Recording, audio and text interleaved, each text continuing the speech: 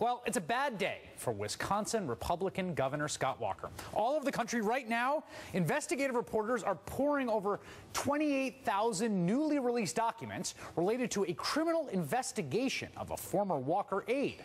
These documents have the potential to do real damage to the Wisconsin governor, who's up for re-election this year. We've got a reporter joining us in just a moment to talk about what we know so far. Now, Scott Walker's bad day comes on the heels of what had been a string of very good days for a man who's widely believed to be eyeing a run for the GOP presidential nomination in 2016. Because Scott Walker is the one person with the most to gain from the scandals engulfing Chris Christie, who until recently was a frontrunner for the GOP nomination. You see, like Chris Christie, Walker is beloved by big money donors who applaud his willingness to go after unions. And like Chris Christie, he has run successfully in a blue state, even surviving a recall election. In fact, if you're one of those 1%ers who wants to use your fortune to influence politics, and you're looking for a general election-friendly alternative to Tea Party-aligned candidates like Rand Paul or Ted Cruz, the sudden fall of Chris Christie has left you taking a long, hard look at Scott Walker. After all of Chris Christie's problems along the road, when you talk to, big Republican money people, they're now looking very hard at Scott Walker as a potential Republican contender. Who benefits from the Christie mess right now? Scott Walker of Wisconsin, the only other non-Tea Party who could run for president. Will he run for president in 2016? Governor Scott Walker says he hasn't ruled anything out. Describe for me the ideal Republican presidential candidate in 2016. I think it's got to be an outsider. I think both the presidential and the vice presidential nominee should either be a former or current governor. Maybe he has the last name Walker. I don't know. I'm just spitballing here. Okay, here's the problem. It turns out that Scott Walker has more or less the exact same baggage that none other than Chris Christie has. In fact, when it comes to misdeeds and abuses of power from people in your inner circle, the Wisconsin governor may already have Christie beat. Before he became governor, Scott Walker was the county executive of Milwaukee County. His office was investigated in a so-called John Doe probe, which allows prosecutors to compel people to produce documents and give testimony. The good news for Walker is that the investigation was closed out without his being charged or accused of wrongdoing. The bad news is that it led to convictions of 6 of his former aides and allies. That includes Walker's former deputy chief of staff, Kelly Rindfleisch, who pled guilty to misconduct in office for performing political work for a candidate backed by Walker while she was supposed to be doing legislative work. She was sentenced and served 6 months in jail. Now, think about that. You've got someone who's supposed to be doing the business of the county, paid by the taxpayers, but instead they're spending that time doing political hack work with the public footing the bill. See, the division between campaign work and official work is one of those kind of church-state separations in politics. It's near sacred. And the documents that were released today provide a window into just how widespread this practice of crossing those two was among Walker's people. In fact, they suggest that Scott Walker himself was part of the problem. We already knew that Walker's staff had set up, get this, a secret email system in the office so they could conduct campaign business without the public being able to find out about it. They appear to have been using secret wireless routers and personal laptops to try to get away with it. Scott Walker has always maintained he knew nothing about this. He told the AP in 2012 that he built a firewall to ensure county workers were not ordered to do campaign work while on the county time. But one of the emails released today that we just found out about shows one Walker aide writing to another, quote, "Consider yourself now in the inner circle. I use this private account quite a bit to communicate with SKW, presumably Scott Kevin Walker, and his chief of staff, Tom Nardelli." That suggests Walker participated on the private email network himself. And then there's this. After a Walker staffer quit after admitting she posted partisan comments online while on the job, Walker himself emailed, "We cannot afford another story like this one," adding, "That means no laptops." He would seem to be referring to the private laptops that staffers had been using to conduct political business on the taxpayer dime. The new documents also show that Walker asked for a daily conference call that involved both campaign staffers and his official aides on the same call. Remember, this is just the tip of the iceberg, since reporters have just begun to sort through 28,000 documents that were only released today. Now, here's the other really important thing here. there is reportedly more than one John Doe investigation. And while the first investigation is now closed after 6 convictions, state prosecutors in the new investigation are believed to be looking into whether Walker's successful 2012 recall campaign illegally coordinated with independent conservative groups.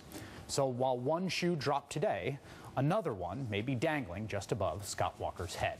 Joining me now is Ruth Conniff. She's the editor of the Progressive magazine, where she has been covering the story. Ruth, you've spent all day hunkered down with these emails. So Scott Walker's people are basically going to say, look, big, long investigation, partisan witch hunt. They concluded it all, no wrongdoing, no charges against me. This is old news. What do you say to that? Well, a couple of things. One thing is, yes, these partisan folks have called it a partisan witch hunt from the beginning.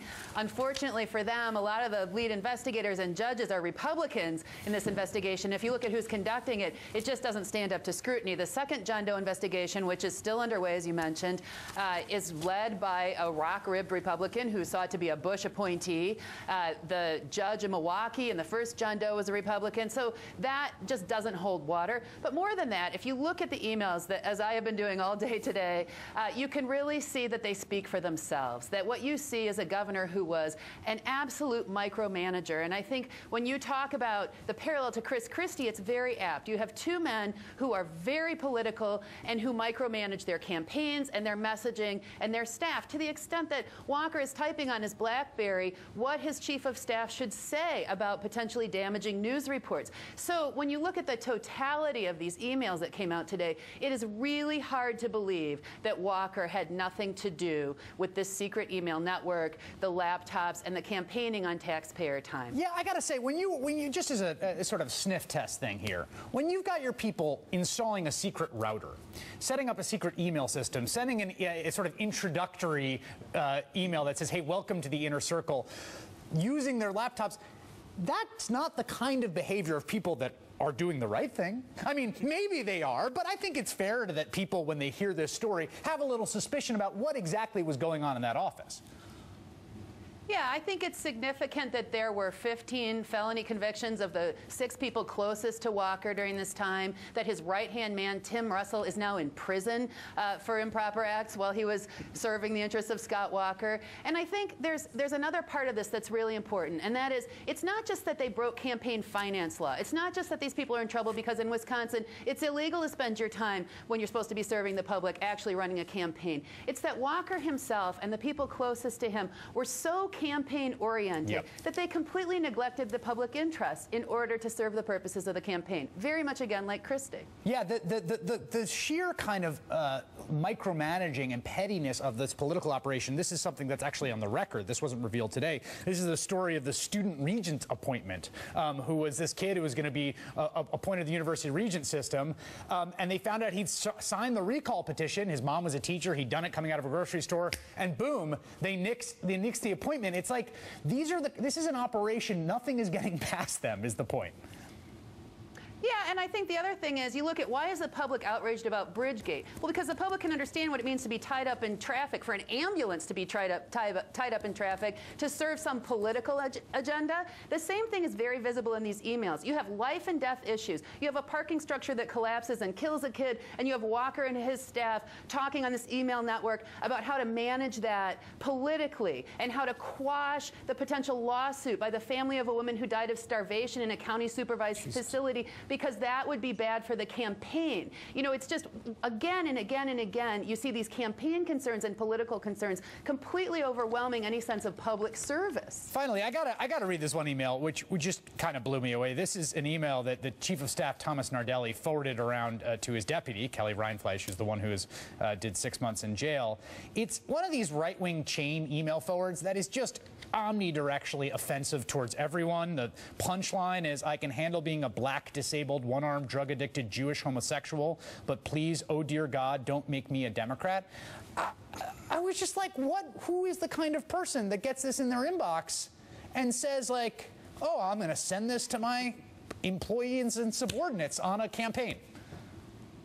Yeah, I mean, I think in Wisconsin, Walker has survived the John Doe investigation #1 in terms of being both politically, really, and legally in trouble. But I think the general public in the United States of America looks at this guy, his buddies who are in jail, and the people close to him, and the racist emails, and the whole picture, and it's just not pretty.